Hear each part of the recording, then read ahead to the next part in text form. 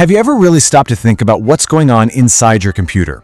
It's this constant, super high-speed dance between two really key players, its lightning-fast registers, and its huge memory. So let's break down how this incredible duo actually works. So how in the world does a computer's brain, its CPU, manage to perform billions of calculations every single second? It's not magic, I promise. It's actually a really clever two-part system that's designed for one thing: maximum speed. Okay, first up, let's meet the system's absolute speed demon, the register. The best way to think about it is like an Olympic sprinter, just built for nothing but incredible, explosive speed over a really short distance. But what is a register really? Well, it's a tiny little storage space that's built directly onto the processor chip itself. It's not just close by, it is part of the CPU. And that location right there is the secret to its incredible power. You see, a register has one job, and one job only. It holds the exact piece of data the CPU is working on right this second. I love this analogy. Think of a chef who has tiny little bowls for salt, pepper, and herbs right on their cutting board. That's a register. Everything you need for the immediate task is right there, ready to go instantly. So when we say instantly, how fast are we actually talking? Well, a CPU kind of marches to the beat of its own drum. It's called a clock cycle. And getting something from a register, that takes just one single tick of that clock. It is quite literally the fastest thing a computer can do.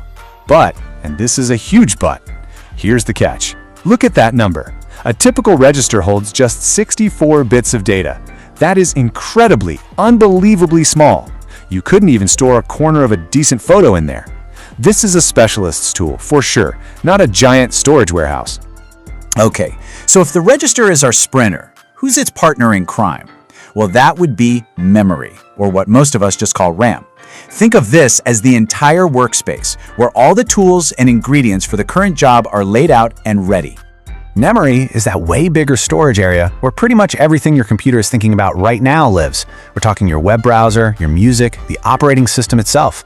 It's not as blazing fast as a register, no way, but it holds a ton more information. So let's go back to our kitchen. If the registers are those tiny little pinch bowls, then memory is the entire countertop, or maybe even the whole pantry too. It's where the chef keeps all the ingredients for the whole meal, ready to be grabbed and pulled into the action. And, it's actually helpful to know there are two main flavors of memory. We've mostly been talking about primary memory, like RAM, which is directly wired to the CPU. Your hard drive, on the other hand, is secondary memory. It's much slower. Kind of like a basement cellar the chef has to physically walk down to in order to get more supplies. All right, so now we've met our two main players, the super fast sprinter and the big, roomy workspace.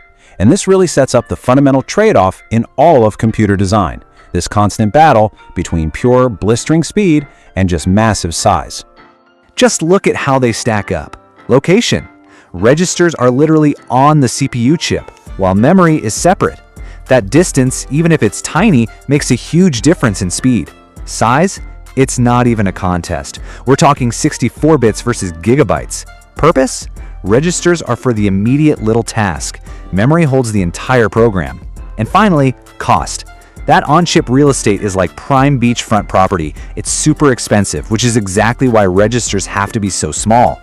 Now, you might look at this and think it's some kind of flaw, but it's not. It's actually a really smart compromise. This whole two-part system is what makes modern computers both incredibly powerful and, affordable.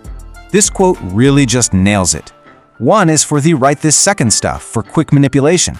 The other is for holding the bigger picture, for storing the entire game plan. So what does this look like in action? It's this constant little dance, right? The CPU knows it needs to do some math. So what does it do? It goes and grabs the exact instructions it needs from the slower memory and pulls them into its super fast registers. Then, and only then, it performs the calculation like instantly.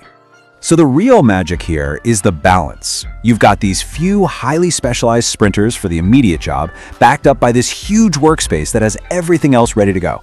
And that is why your computer can feel so powerful and efficient. It's what lets it handle everything from a simple email to juggling a dozen open tabs to running complex video games. And all of this kind of leads to a really cool question for the future, right? I mean, our data needs are exploding, AI is getting unbelievably complex.